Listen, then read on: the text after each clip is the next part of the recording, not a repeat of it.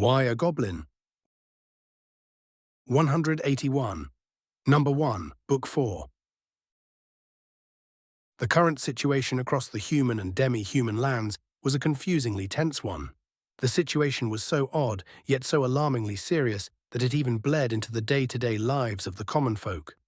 There was almost literally a deep sense of unease that hung in the air across the continent. It clung to the people like the way an infant would cling to its mother. Much like the demi-human lands, the human lands were a mixture of multiple countries and factions. They weren't all necessarily in an alliance of any kind. But if the demi-humans had attacked in full force for some reason, then all of them would move to defend the interests of humans. Needless to say, there were always things happening in the light and far more things happening in the dark. For example, a plot that was years in the making. One that was being carefully crafted by the faction of purists who had come to power in the last few decades. Headed by a duke of the Verdant Kingdom, they believed that demi-humans had no place among them, that they should not share any relevant seats of power with them. They were beneath them, and should only be recognized as nothing more than slaves. Of course, this was not a new ideology by any means, and it took years of fighting for the demi-humans to finally gain the respect they deserved. Though that was mainly because they banded together and grew stronger through battle and demanded respect through blood that allowed it to happen. The demi-human alliance, while far fewer in number than those of the human nations combined, were not weak. Not in the slightest, yet time and fate would always allow someone with far less competence than not only their counterparts, but even their ancestors to gain power and influence. That was simply the way of the world. As long as one's line existed for a decent amount of time, eventually someone would rise to power in that line that would besmirch the name of those before them. Something the Duke was now doing, though in his mind he was not besmirching anyone's name. In fact, he felt as if he was doing something his ancestors would praise him for. Now, besmirching their name wasn't necessarily tied to his views regarding demi-humans. People could believe whatever it is they wanted to believe. The main problem instead lay with the fact he was sparking up a war that ravaged the continent and reaped the lives of people who were none the wiser when it came to the reason for the tension. A war that would have no winner, yet the Duke considered all such talk as hubris. He would have his war, and then he would have his slaves. And for all intents and purposes, it seemed as if the plans he so meticulously put in place were finally going to come to fruition. Until news that shook the major nations of the continent spread. A Goblin King had once again been born into the world. It was something that was inevitable, of course. Goblins as a race required a monarch to flourish. Despite there being no direct ties to royalty among the goblins, the laws of the world itself would always dictate that there be at least one royal amongst them. There was no changing that. As long as goblins existed, then a royal would eventually exist once more. Now, while it was already a major issue to learn of the existence of the Goblin King, that piece of news couldn't compare to the next piece of information that reached the ears of only the upper echelon of each power. The Goblin King was of the 6th tier. He was protected by at least 6 Tier 7 goblins. That shook the leaders of the humans' lands and the demi-human lands all the same. Tier 7, it wasn't a tier that one could reach in a short period of time. It was respected, and in some nations, ones like Delore, it was the peak of the nation's power. In countries like Verdun, or the Elven nation Rick once visited, then their power extended beyond the 7th tier and reached the 8th. Yet they were all worried. It was then all of them were reminded of the 6,000 knights who departed from the Verdun kingdom recently. When it was thought they were deployed to the borders of another nation, it was a shock to find out that they were heading north, into the wild lands. And now news of a Goblin King had just surfaced, alongside news of Tier 7 goblins. Yet the 6,000 knights had yet to return. And it wouldn't take a genius to understand that they would never return. 6,000 of the finest knights of the Verdun kingdom. A number that included 3 Tier 7 knight commanders. If those same 6,000 knights marched into Delore, the county would either be destroyed or become a vassal state in under a week. That type of fighting force wasn't just supposed to be destroyed in a blink of an eye, with not even a single squad being able to make it back to the Verdun kingdom. Even if they simply ran into a stronger force and lost convincingly, it would be hard to completely wipe out a group of that strength unless, unless the enemy they faced was so far more powerful than they them, that it left no room for mercy or escape. That thought was unfathomable in the minds of the nations of the continent. A force of goblins so strong, so powerful, and so merciless that 6,000 knights all lost their lives. All talks of any type of race war were put to bed. There will be no humans versus demi-humans war, at least not today. Instead, all relevant parties were called upon to attend an impromptu summit of leaders. Whether it be humans or demi-humans, if you were the ruler of a powerful nation, then you were called upon to attend this summit. Some, like the Duke, abhorred the thought of this, but this time he had no power to play a part. And people with his line of thinking didn't just exist among humans. There were demi-humans who held very similar views when it came to how they saw the human race. Either way, goblins were now public enemy number 1. 182. On the Horizon, Book 4. The Goblin Eradication Summit, or GES as it was now dubbed, was now beginning. It took some time for everyone to gather, especially when previous tensions were considered. But eventually the strongest powers on the continent convened. Well, some of the strongest powers on the continent convened. It mainly consisted of humans and demi-humans. Not a single officially recognized member of the monster races made an appearance, though it wasn't as if they were invited. While demi-humans consisted of races like elves or dwarves, monster races were a whole other matter. Goblins, orcs, ogres, kobolds, lizard folk, dragonkin, and many more. For the most part, these are races that look nothing like humans. Though most of them did not dwell on the current continent, there were still a few scattered about, with at least one of them being an officially recognized group, yet they weren't invited to the meeting. Anyway, humans and demi-humans alike were now seated in the largest conference room located in the royal palace of the Verdun kingdom. In the room was, of course, the King of Verdun, a monster in human flesh whose power rested firmly at the peak of the 8th tier. Next were the two individuals who would be representing the demi-human lands. The Lady of the Woods hailing from the Liasante nation, and joining her was the alpha huntress of the Wolfkin clans. The latter being an elder wolfkin with pristine white hair and fur in certain places, like her ears, for example. Then came Chancellor Gaius of the Blue Sky Federation, a large potbelly of a man who was the weakest leader in the room at just tier 6, but his sworn guards were not to be outdone in power. Next, instead of coming in person, the Queen of North Beleriand sent the head of the Beleriand Council in her stead, an older man simply known as Mr. Sai. King Exor of the Tuval Kingdom was present as well. He was a large individual that sported many scars across his face and body from years of battle.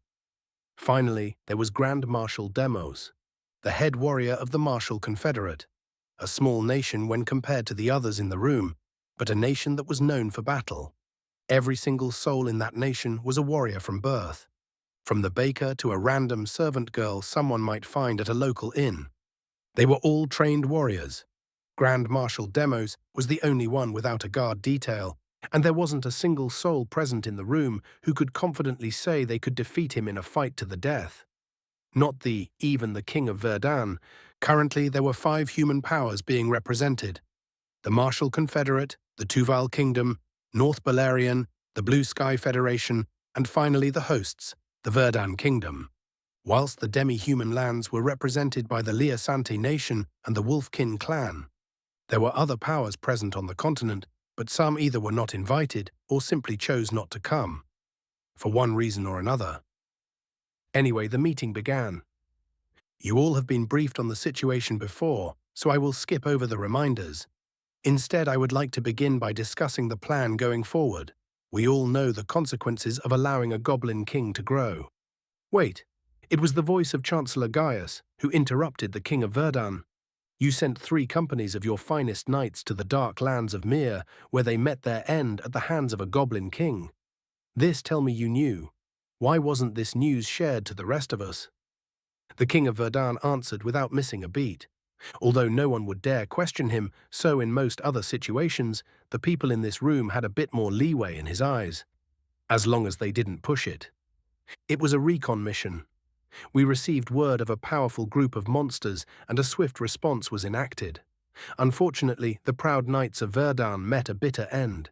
If it wasn't for the noble actions of our very own Minister Frank, we would still be in the dark about the threat we face. Does that answer your question, Chancellor? The Chancellor in question only snorted but offered no reply. Everyone in the room knew that response was probably drafted up by one of the ministers of Verdun. Their king was known for his power, not his eloquence. But to call a king of a nation a liar would be grave offense, so the argument would be dropped. For now, since we're on the matter, 6,000 knights died, a number that included 3 knight commanders. We do not know their exact numbers, but it would be foolish to send a similar force. The Verdun Kingdom is willing to commit an additional 3 companies that will be joined by a squad of the Verdun Shadow Division.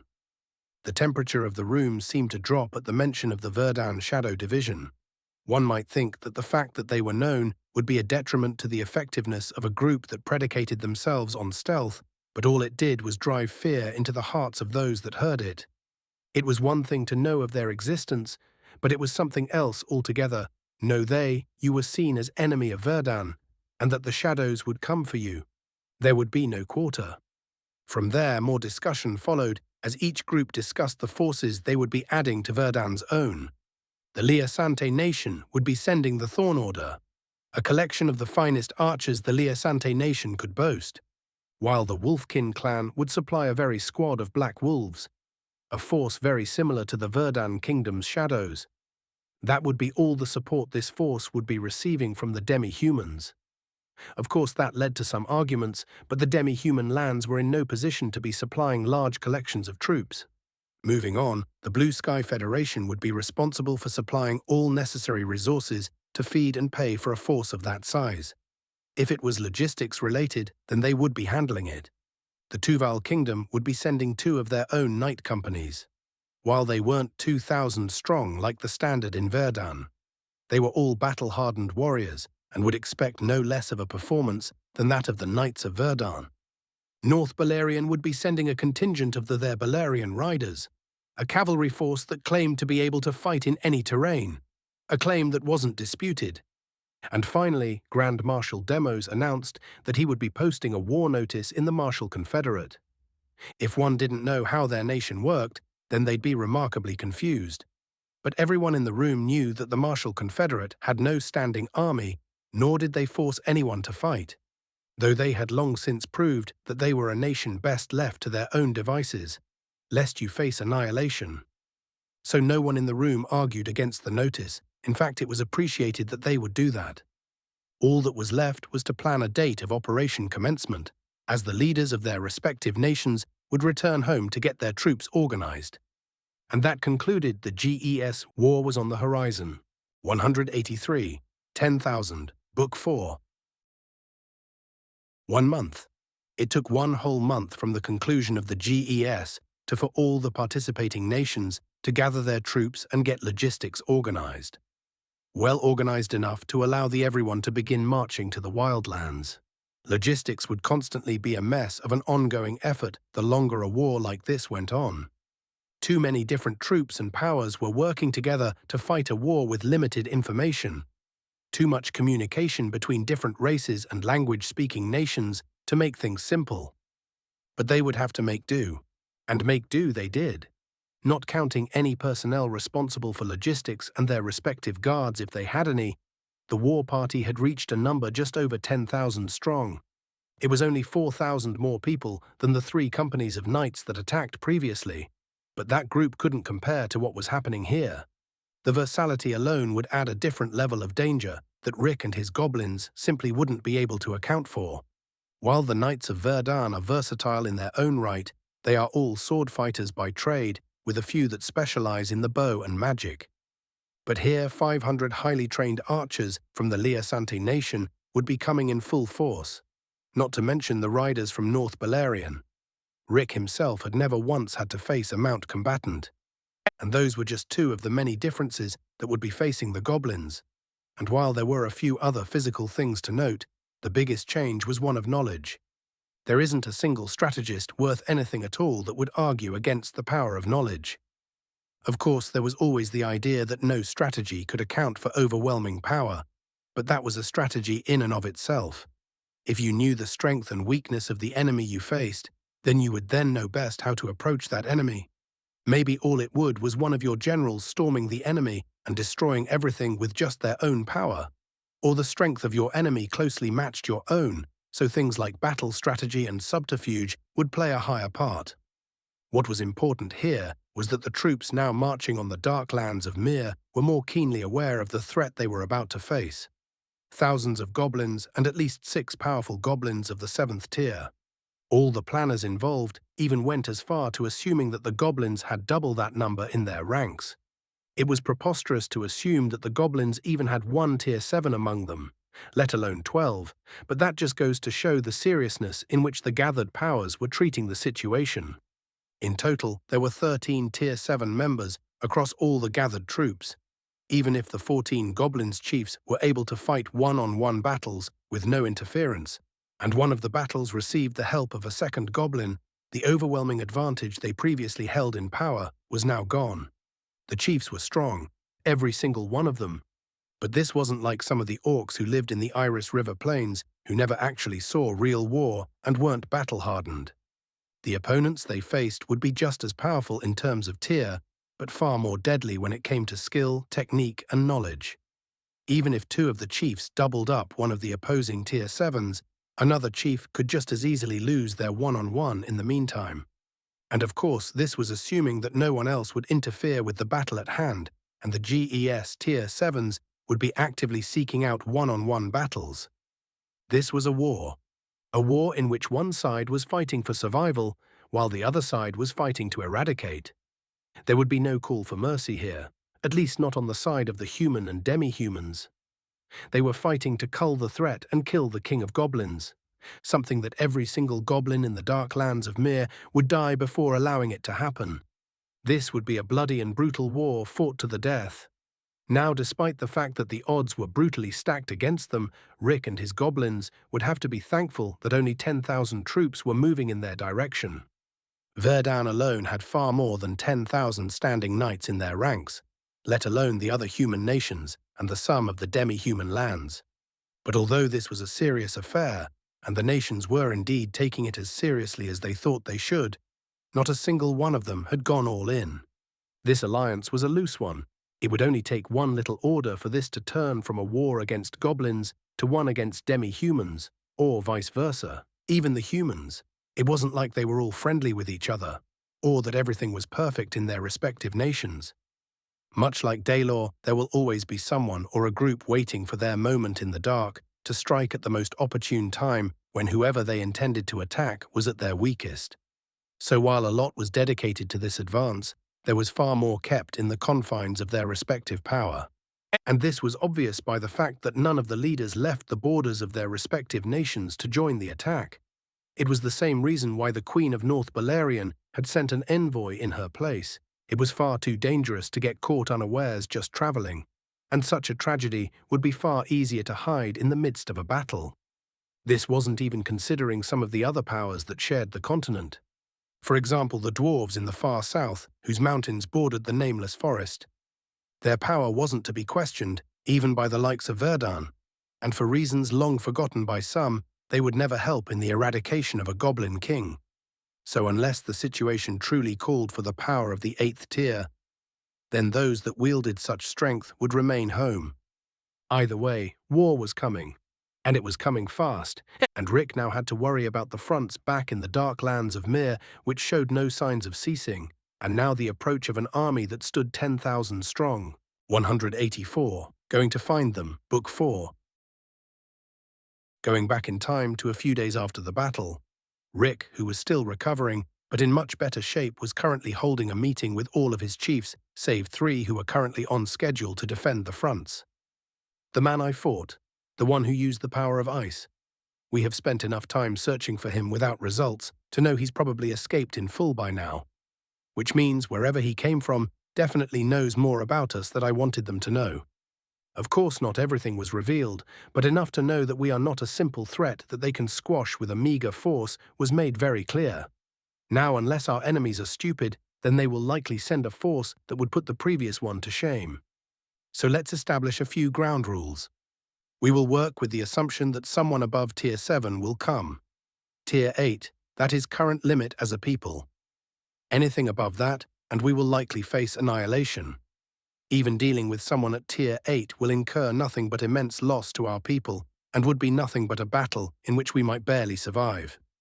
None of us know the extent of such a power, but if gap to Tier 8 is as wide as the gap form the 6th to the 7th, then I can only imagine the type of gap that exists from the 8th to the 9th. So rule number 1, if we manage to identify that someone in the 9th tier has come to kill us, then we will retreat deep into the dark lands of Mir. I doubt the monsters there will care for goblin or human, so they should face the same pressure as us. This is an order from your king. Not a single one of you are to ever attempt to fight someone at 8th tier alone, and will never fight someone of the 9th tier ever. No one. Am I understood? The remaining 11 chiefs in attendance all gave resounding acceptance. Of course, every single one of them swore to themselves that if it was to preserve their king's life, then they would have to disobey that order. Good. The next thing. I don't know how long we have until they will once again march into our lands, but we need to do as much preparation as we can in the meantime. First things first, remove all the rats lingering near our land. Every single one of them. Do it quick and do it clean. Once that is complete, spread our information next work as far as possible. Don't completely throw caution to the wind, but knowing how much time we have to work with is vital. Next, immediately up the amount of goblins we're putting on the front lines. I don't care if they have to fight for a long time, or if they pick up scars that are gruesome enough to scare children to sleep. This is a matter of life and death. Even if someone at the 8th doesn't arrive, I am confident that the force we will have to contend with will be far greater than the one we just faced. Our enemies won't wait for us to grow peacefully. If even one more goblin reaches Tier 6 than we otherwise would have had, then the mounted pressure will be worth it. Migra. Yes, my king. From this moment on, the Royal Guard are to live on the front lines. I don't want a single member of my guard to be below the 4th tier by the time our enemies arrive. All group captains are to put their lives on the line to reach the 6th. I will not take failure as an answer, do you understand? Yes, my king. Rick, of course, knew he was being hard and even unrealistic on his Royal Guard, but such was the nature of the situation. He would rather them risk their lives trying to get stronger than die to some humans because they were too weak.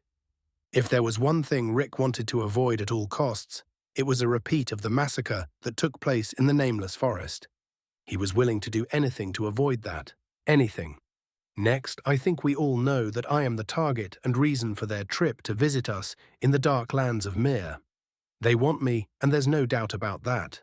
While I can perhaps defend myself for some time against someone in the 7th tier, it is only a temporary increase in power.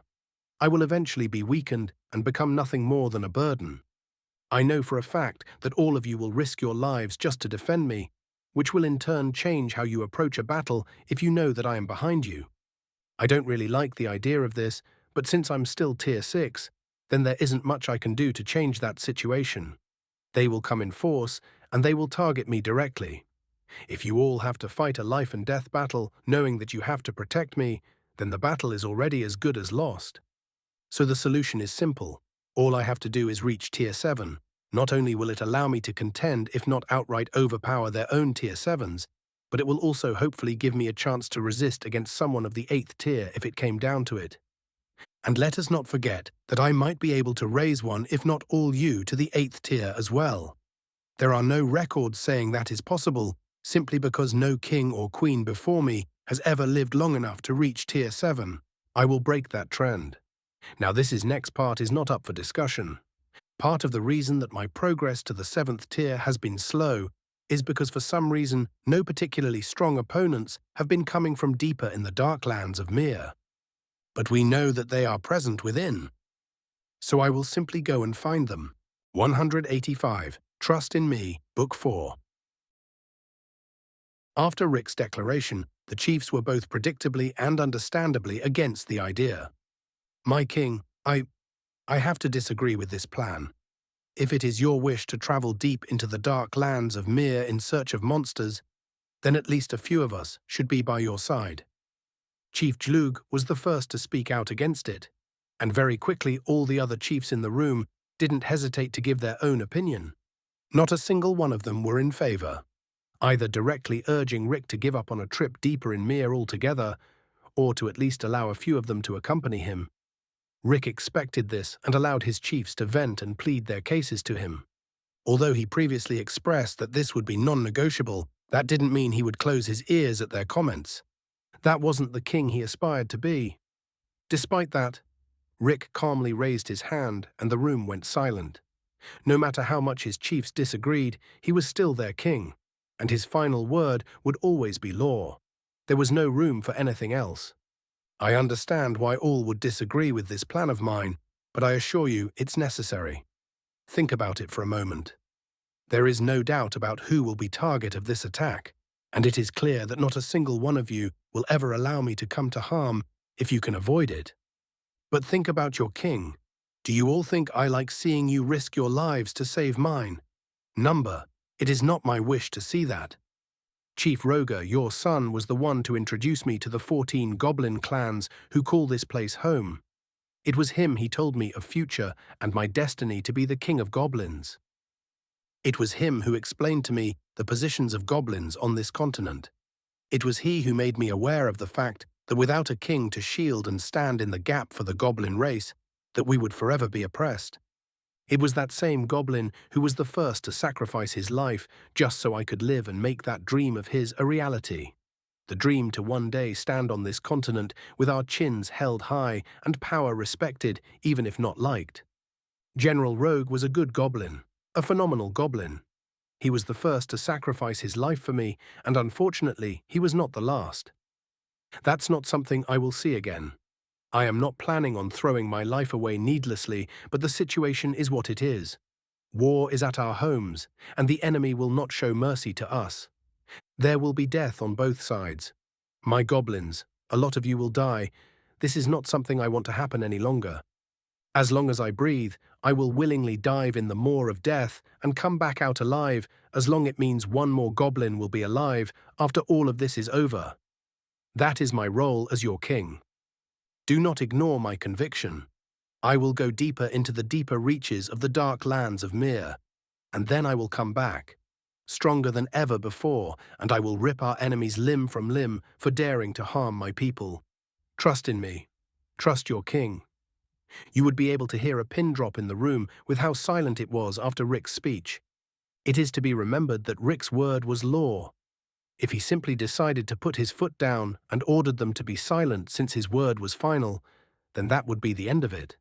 He did not need to give them such a detailed explanation as to why he was doing what he wanted to do.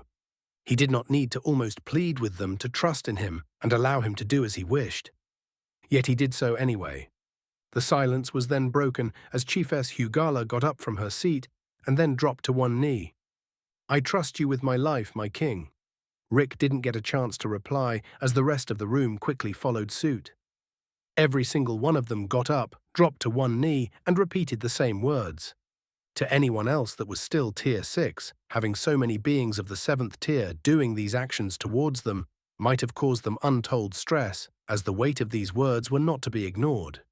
But for Rick, it was expected that goblins would kneel at his feet. After all, a king expects nothing else. It didn't take long after that for the meeting to be over, and the chiefs went out to carry out their orders as directed. There were still plenty of recon teams that lingered around the area even after the battle. The numbers had gone down slightly, and they had backed off from being so close, but they were still present. Of course, that was until a tide of Tier 7 goblins descended on the area. Not a single one of them even got the chance to blink before life left their bodies. There was no noise, no signs of struggle, nothing. Just 1 second they were alive and extremely cautious, then the other they were dead. From there, the chiefs and a plethora of members of the Shadow Clan then spread out far and wide across the human lands. They did their best not to be found out, but at the same time, the information was for more important than potentially being caught. Still, though, only the chiefs actually made the journey close to any known pockets of civilization, while everyone below their tier stuck to the woods and well-traveled roads. It didn't take them long to get enough information to learn they had roughly 1 to 2 months before an army was at their doorsteps. While goblins only spoke their own tongue for the most part, there was a common language on the continent that's spoken by all the major races, and the goblins had managed to piece together many different things over the course of many years. Of course, this only applied to the 14 clans, as most rural tribes knew nothing about other languages. And there were, of course, the Tier 7 goblins, who could bend mana in such a way that it is able to convey the meaning behind words spoken by others. Not necessarily direct word-for-word translation, but detailed enough meaning. Mana existed everywhere, so between the lower tiers and the Tier 7 chiefs, they were able to learn a bit. No matter how secret the leaders were, things like this would travel downhill. Members of the respective armies had to be contacted and organized, while logistics personnel had to place orders for food and supplies, and many other different things were taking place. These people had families who they would tell things to, and then some of them would go on to spread some of what they heard. It didn't take long for bits and pieces to spread, and it eventually made it to goblins. And now that they knew the rough timeline they had, they would prepare accordingly. Preparations that would have to be made without their king, since he had already departed on his journey. 186. Book 4. My king, are you sure you don't want my assistance? Commander Migra was crouched just behind Rick as they both watched a slumbering beast in the distance. No, don't interfere unless it looks like I'm about to die. Plus, I might need you secure path of retreat since there are still plenty of beasts rushing past us. Even now, after Rick had ventured deeper into Mir, he still hadn't found the source of the monsters that constantly attacked them. Both him and Commander Migra had departed together after she pleaded to do so. She and the other royal guards had pledged their lives to Rick. She argued that he should never be without one of them. Never. Not unless they were all dead. Now the two of them were together, hiding on a small hill as beasts ran past the hill in the direction of the 14 goblin clans. They stopped here since Rick had finally found his first target. It looked like a bear, a massive one. It was still covered in the same black, corrupted-looking grime that clung to all the beasts of Mir, but it seemed to be sleeping. Nothing was bothering it either. Which of course was probably because the might of the 7th tier was pressing down on the area around its body without care or restriction. There wasn't many things who could wander near it without consequence. I understand, my king. Should I deem your life at real risk, I will come to your side immediately. Good, that'll do. I still think it's a good idea that you brought her. Fighting battles like this without physical support isn't wise. Well, you're not really wrong. I just didn't want to put her life at risk. And before you remind me, I know their slogan as Royal Guard is that death is a small price to pay. I know. If you say so, do you have a plan here, or is it back to barbaric Rick? I'm not sure if that's a compliment or dig at me, but I do have a plan. I will simply go kill it. I don't have time to come up with elaborate schemes. Fight it, kill it. Repeat it as many times as I can, then evolve. A simple plan, but a plan. Barbaric Rick it is, then. Now, while Rick and Commander Migra were off in the deepest reaches of the dark lands of Mir, fighting things that were best left alone, the rest of the continent wasn't going to wait for them to return. It was currently night, and a figure cloaked in the deepest, darkest black that could be fashioned was standing in the shadows cast by a flickering lantern. The location was a small village on the periphery of the Verdan kingdom, and it was the only bar located in the village. The figure was here because it received a troubling report, one that normally would never have reached the figure's ears due to its position, but this was not the time to be casual with any tidbit of information received, especially not when it concerns goblins. The report in question wasn't very detailed and was fairly simple. Suspicious individuals could be seen wearing hoods and snooping around the village. Perhaps if that was all the report said, then it would have never been so troubling, but the report didn't end there. A small child reported he saw a green monster in the woods when playing with his friends. None of the other friends reported the same thing, nor did anyone else add logic to the report, and it was mostly dismissed as nothing. The only reason it even became a report to the small group of guards that were responsible for patrolling the area is because they thought it was banditry. Yet the shadows of Verdan would leave no stone unturned. The figure hidden in the shadows had been here for a few days now, watching, waiting. It had interviewed no one. It had not raised any alarm, nor did it even let the guards that it was nearby. The figure simply remained hidden and patient. Yet after days of surveillance, not just in the village, but in the surroundings as well, the figure found nothing. There wasn't anything amiss. There weren't any bandits to be found in the area, and the so-called suspicious individuals with hoods, with or without green skin, were not seen again. And that in of itself raised even more alarms in the mind of the hidden figure. While the entire village didn't believe in the green skin thing, all of them were in agreement about suspicious hidden figures. Even if there were actually bandits or just a few suspicious figures nearby, the figure would have found something. Signs of movement, signs of a camp, signs of bodily waste being passed. Yet nothing. The figure hidden in the shadows finally deemed it necessary to raise the alarm of this situation further. Perhaps someone else might have passed this off as nothing, but the people who make up the Verdun of the Shadows knew their own field. They knew they weren't the first group of people who worked in the dark.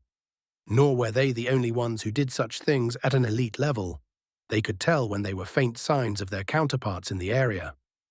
The biggest and most common sign was that there were no signs. A truly elite force who prided itself on never being found would teach their people to leave subtle signs that pointed to different explanations. It was one thing to remain hidden.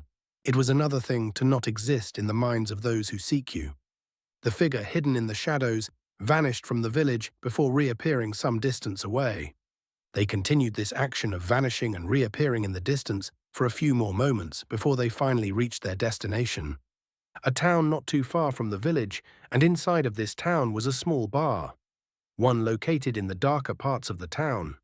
It was currently decently filled with patrons as they partook in drinks, food, and otherwise noisy atmosphere of a bar that was home to a greamier sort. With none the wiser, the figure appeared not too far from the bar before calmly walking to the front entrance and entering. Only this time, the figure was no longer dressed in the clothes that it wore on its mission, and instead had the attire that matched the other waitresses in the bar. A burly man that fit the scenes around him called out to the figure that entered the bar. "Oi, you're late. Where the hell have you been, Maggie?" "Sorry, boss. You know how my mother gets." "Leave her alone, you big gruff. She's here, ain't she?" Another woman who was seated at the bar yelled back at the boss in question, and he grunted before yelling at Maggie once more. "Just hurry up and start working the bar." After saying that, he left the bar and walked to the back. "You got it, boss," Maggie yelled back before quickly trotting off to the bar and grabbing a drink for the woman who spoke out for her earlier. "Thanks as always, Miss Fresher. What would I do without you?" "Probably get kidnapped by one of those unsavory idiots. I keep telling you to quit this job and find a new one, but you never listen." "I will soon, I promise." As Maggie said that last line, she passed a mug filled with cheap beer to Miss Fresher, along with a small note. One not seen by anyone else. "You've been saying that for months now." Miss Fresher grabbed the mug and the note as she said that, and didn't waste any time unfurling the hand not holding the mug. Of course, there was not a single word or letter on the piece of paper. For all intents and purposes, it was blank. But that was not how something like this worked. Miss Fresher allowed a bit of mana to pass from her fingers into the paper, and then she heard a small message in her mind. "The goblins walk in the shadows. 187. Follow the scent. Book 4. Although it took a month for the 10,000 troops to be organized, it would take a bit longer than that for them to actually arrive at the borders of the dark lands of Mir, particularly the demi-human contingent of the group. They were months of regular travel away from the borders. Of course, they had other means of hastening their travels, but it wasn't something that would be done overnight, and it wouldn't be for the group. There were some that would be using their own personal means to reach not only the lands of humans, but eventually the dark lands of Mir. It was the dark of night, and a few members of one particular group were currently paying very close attention to the road before them. It was a dreary stretch in the road, as this point was far from any town or village in either direction. There were no lamps to light the way, and the only form of illumination came in the form of the moon, something that the small group in the area preferred. "Chief, there is something wrong here. I can feel it in my nose." "Your nose hasn't been trustworthy in years, but in this moment it might be right for once." The chief in question was a proud member of the Black Wolves, a tribe of wolves that specialized in being silent hunters. So much so that as the years passed on and their skills grew along with them. They began to apply their prowess in other fields that were best practiced in silence. He was a wolfkin of the 6th tier, and he, along with the members of his team, were currently investigating a trail that had seemingly gone cold. It all began 2 days ago. The members of the Black Wolf tribe had been tasked with a few different objectives. Travel north and gather information on the goblins. This was to be expected. They were about to engage in war with these goblins, so information was a must. Now, prior to all of this, entering the human lands would have been a mission of utmost secrecy, only sanctioned by the highest forms of power in the Wolfkin tribes and perhaps even the demi-human lands as a whole. Something like a member of the Black Wolf tribe being caught in the lands of the humans would have normally been immediate grounds for retaliation, if not outright war, especially with how things were just a few months ago. So why not take the opportunity and complete a few other objectives while it would be an open secret that the Black Wolf tribe would be moving through the human lands? Along with scouting the goblins, they were also to take any chance they could to investigate the nations of the human lands. Under the guise of goblin investigations, they would do their best to scout out their real enemies. All of them were taking the threat of the goblins seriously. A goblin king could not be allowed to rise to real power. Goblins were far too numerous of race, and combined with rapid growth, they would become a power far too great if left unchecked. To add to that, they were not seen as a reasonable and sentient race. They were seen as nothing but common monsters to be hunted. So they were all taking it seriously, but all of them knew or at least thought the threat was temporary. No matter how bad or gruesome the war with the goblins would be, it would pass. When 20-plus Tier 7 beings clashed with no room for peace or ceasefires, then entire biomes would get an update they didn't plan for. The amount of power on display and the ensuing amount of death it would cause would be nothing short of staggering, but it would pass. What would still remain would be the humans. They weren't going anywhere anytime soon, and as soon as the threat of the goblins passed in full and some time for recovery had been given, things would soon be back how they were prior. That was how humans were. For as long as the demi-humans could remember, human beings were not the type of creatures that could let bygones be bygones. They were vengeful and filled with the unbridled desire to see another group as below them. They even did it to each other. So while traveling to the north to look for goblins, the Black Wolves had taken a few small liberties to investigate any small and large towns they came across. Of course, it still wouldn't do well for them to be caught snooping around places where they had no business being. So proper caution was taken for every action they committed. And things were all within expectations until one night when they caught wind of something that shouldn't have. The scent of goblins. Smelling them wasn't the problem. There were a few small pockets of goblins that were dotted around both the human lands and even the demi-human lands. But the nose of a black wolf, especially one of real strength, was not one to be taken lightly. At certain levels, they could quite literally smell the power of a being, and smelling the scent of what should be a Tier 7 goblin deep into the lands of humans was more than enough reason for alarm. So this squad of black wolves immediately shifted their focus entirely. No more were they trying to find information on the humans, but instead on tracking down the potential threat. Goblins of that level weren't supposed to be anywhere near here, which raised some serious concerns. The scent was then both thoroughly and extremely cautiously investigated. They took their time, clinging to the shadows and investigating every single possible tidbit of information that could lead them to their target. Something they've been doing over the last 2 days, until it led them right here, this very road. And it was here that they found absolutely nothing. Not a single clue, not a single sign of anyone of significance, much less goblins passing through this area. Now it could have easily been something of a mistake to assume the scent they picked up on was tied to a Tier 6 goblin hidden in the shadows. But the chief was also of the 6th tier. He was confident that his nose wouldn't have got cold this soon on someone in his tier, not after decades of experience. No, this was definitely a Tier 7 goblin. One that was not only deep in human lands, but one that was clearly familiar with a life hidden in the dark of night. This fact alone would change everything. Even if not a single drop of blood was shed between any covert forces, there could still be devastating consequences. Something the Black Wolves knew all too well. All it took was learning something small. There would too many safeguards in place to learn the exact plans for the words of a high-ranking general, but a low-level soldier, one taking a piss in the woods, complaining about the fact they had been marching west for 7 straight hours. There was real danger in saying a group was marching for west, but for 7 straight hours. That alone could be used to plan an effective strategy.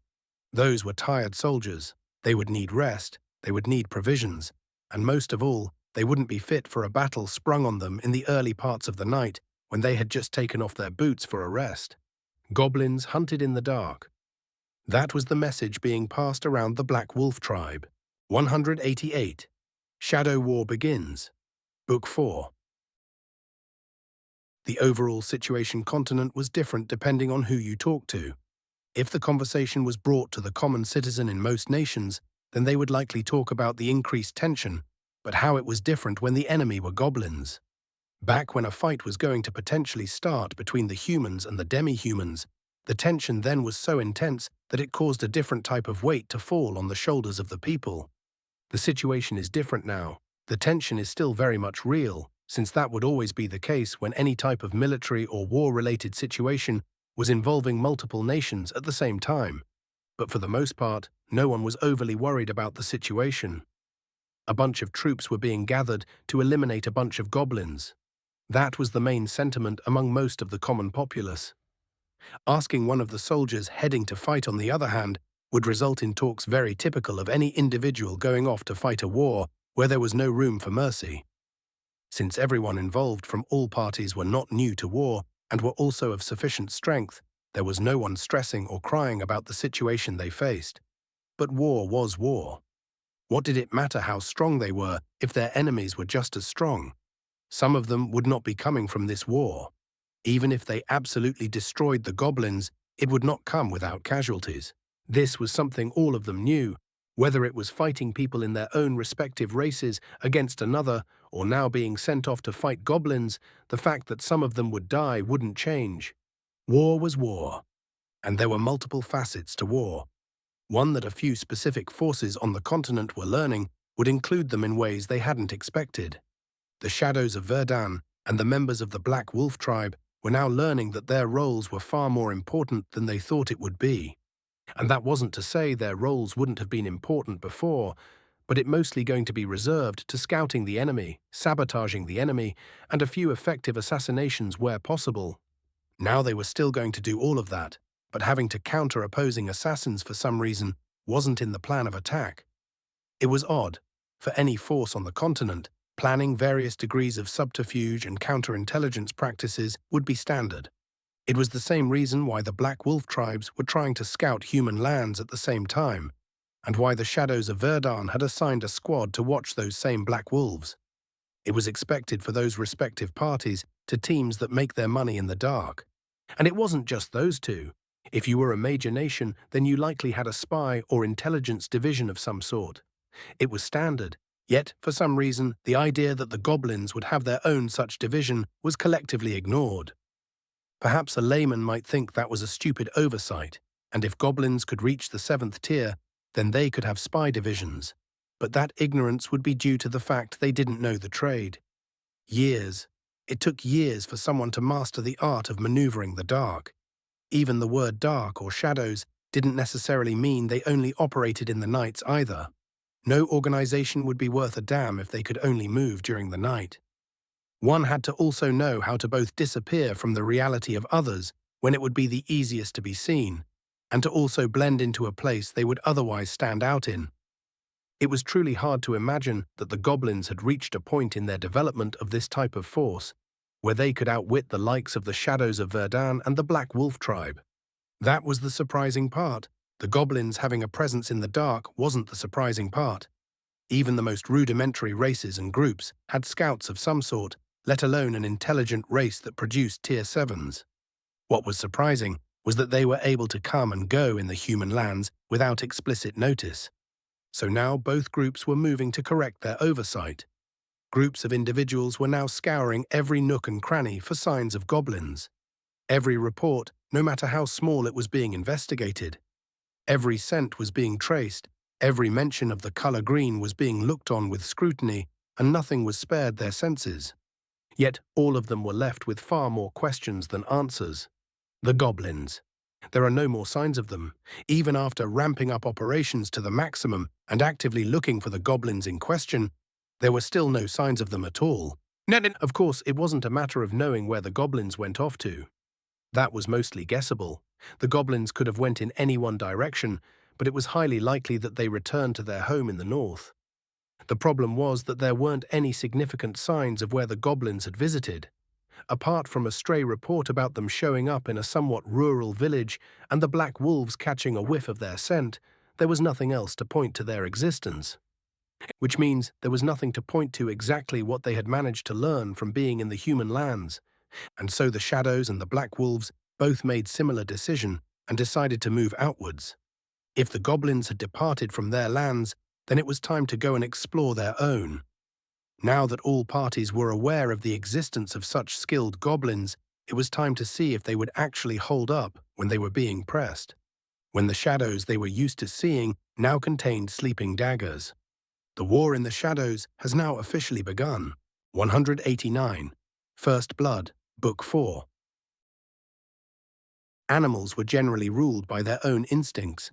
It was almost like a sixth sense of sorts when it came to discerning the world around them, being able to sniff out not only danger but also potential benefits. And tonight, in the forests surrounding the main entrance to the dark lands of Mir, the usual suspects that would be present and active were instead hiding. Not even the most aggressive predators were out and about if they could avoid it, for even they no longer felt like the hunters in the area. No, for the moment they had lost that position. Yet if one were to casually take a walk through the forest, it would be hard to see the reason for the unrest for the native life of the forest. There wasn't any fighting going on. No blood being spilled, no massive army stalking the forest, nothing at all was seemingly amiss. But unlike most people who didn't have to develop a feel for when the grip of death was nearing them, animals did. They needed to know when a predator who hunted in silence was sneaking up on them. So while an ordinary stroll might feel a little eerie in a forest like this, there would be nothing obvious to point to the danger the animals felt. But they knew. They knew that death itself was lurking in the forest. Their instincts were screaming to run, but at the same time telling them that there was nowhere to run to. Death would be waiting no matter what they did. Such was the state of the forest at the moment. The shadows of Verdun were here in full. Carefully and patiently, they catalogued every part of the forest they moved through. Every blade of grass, every branch, every speck of dirt, every burrow of every animal. Nothing was left unchecked. And it was all checked twice. Not a single word was said, not an accidental noise made. But it wasn't them that caused majority of the fear for the animals of the forest. Instead, that was a role reserved for the members of the Black Wolf tribe. As demi-humans who shared similar qualities to that of an apex predator, it was far easier for them to move and behave as predators do. And all it did was add to the fear factor of the forest natives. Of course, the two groups had now made contact with each other and were working together to accomplish their tasks. Neither group wanted to be particularly friendly with their counterparts, but the mission all came first. And right now, that mission to properly scout the areas surrounding the dark lands of Mir. They were looking for traps, potential ambush locations, hidden coves for goblins to hide in, optimal routes to advance through, and even places to set up a large military camp. So they weren't there just looking for goblins. No, it was far more detailed than that. These were steps that Minister Frank had ignored when he made his trek here. It wasn't because the minister was inexperienced either. Just a simple yet costly mistake of allowing a once-tempered ego to become slightly inflated, to the point where they didn't treat an enemy with the utmost cautiousness and due seriousness.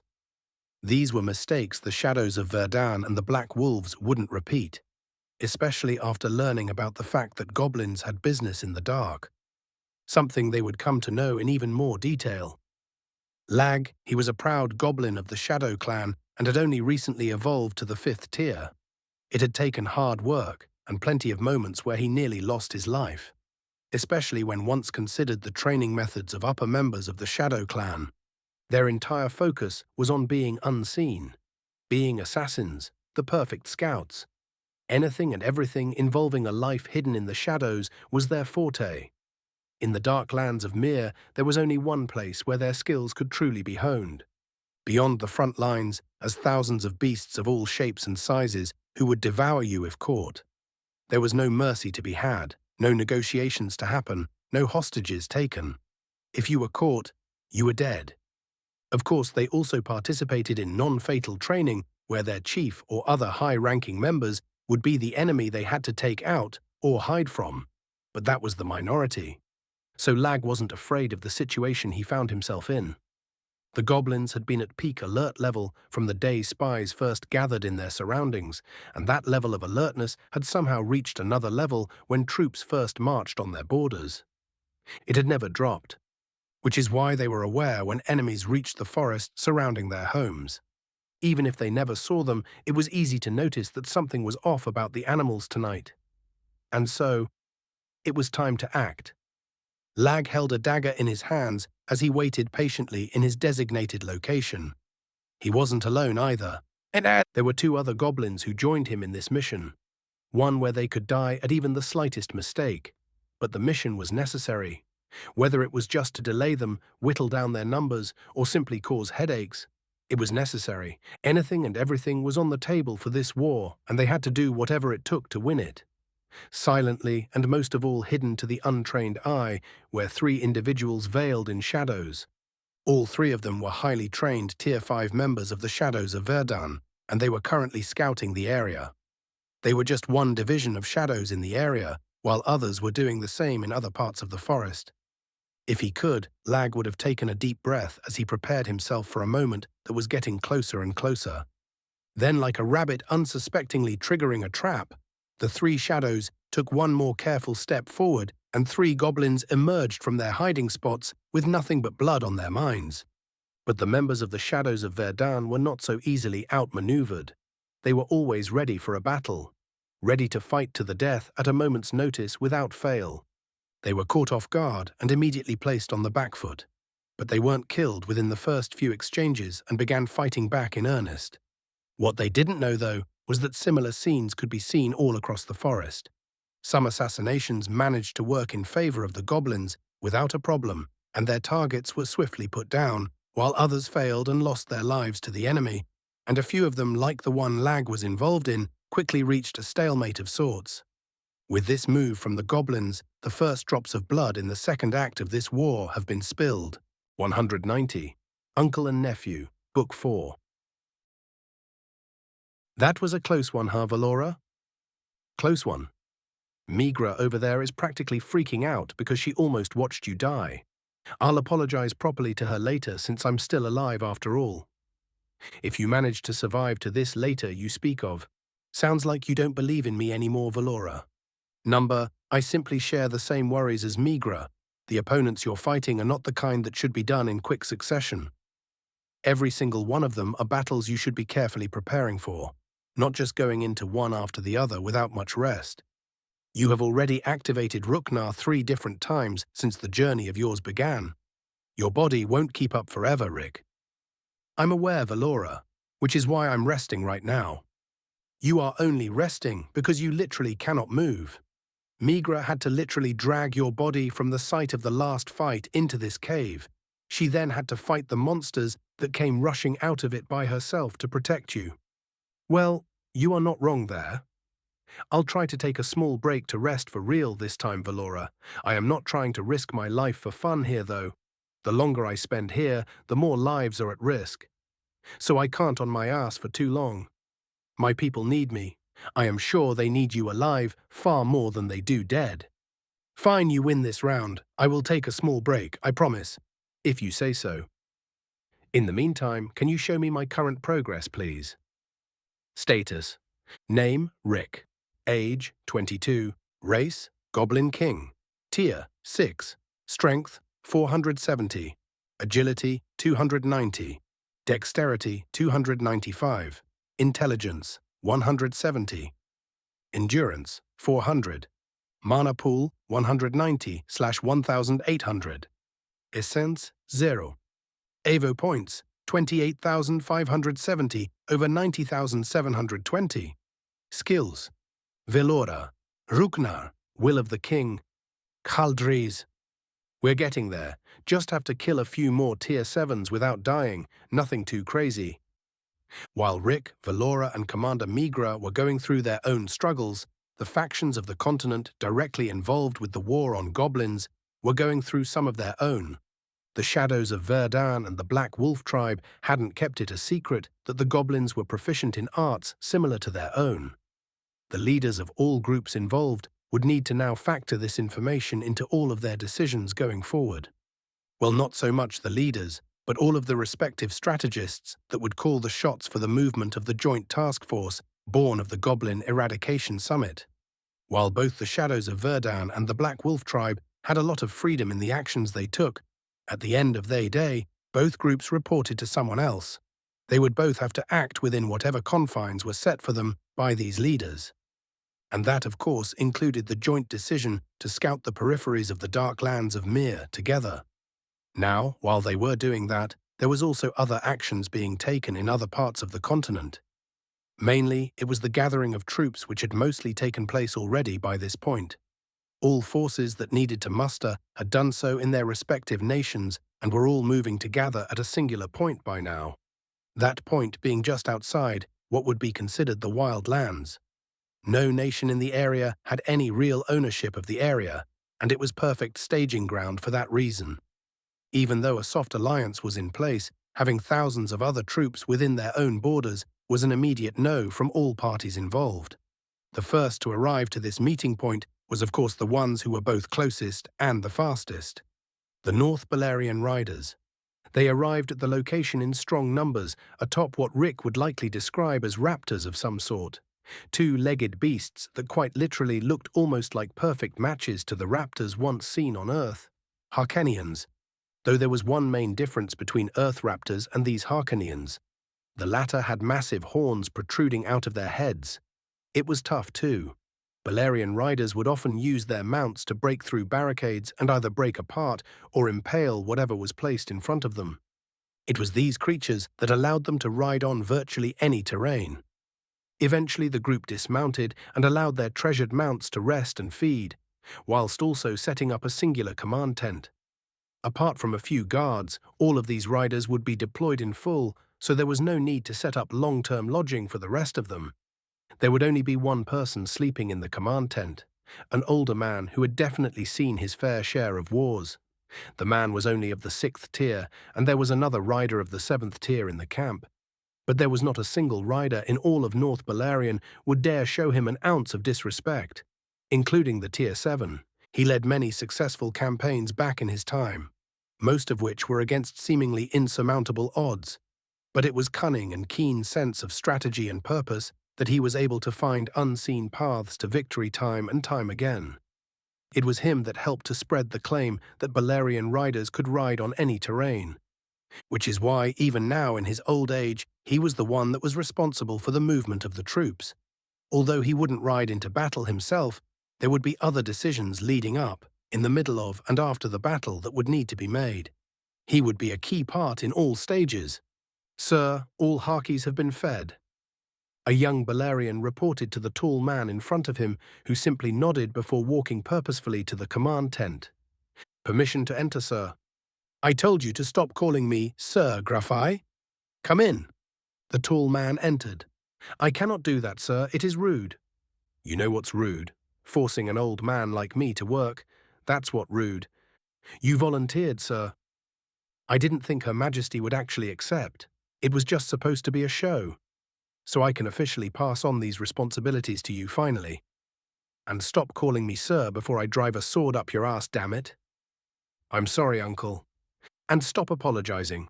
You're one of the strongest people on the whole continent. The only time I ever see you act your station is when you're on-mounted with a blade in your hand. Would it kill you to do the same outside of that?" The tall man simply smiled wryly at his uncle. Of course, this tall man was none other than Grafai, one of the High Harks, one of 5 individuals who held that title in all of North Balerion. They were to North Balerion what a knight commander was to Verdun, but far more important due to the value placed on Harkinians and their riders. So while North Balerion held one only 5 Tier 7 generals, one would still be foolish to attack them with just that information in mind. because they would fail to consider the amount that such a powerful being would need to handle their own power. Harkanians grew just as strong. Anyway, the uncle to someone this important was a legend in all of North Belerion. The old Fang Prufan. Bar whatever, you'll learn one day. Did you already send out scouts? No, uncle, we are waiting for the scheduled report from the shadows of Verdun. A report that should have been waiting for us here, was it not? That was the agreement in place. Are we early, Grafai? No, uncle. We were expected to arrive first, and we did not show up before the time we communicated. Say, Grafai, have you ever heard rumors of those blasted shadows being late? No, uncle. Neither have I. It seems this war won't be so simple after all, Grafai. No, it doesn't, uncle.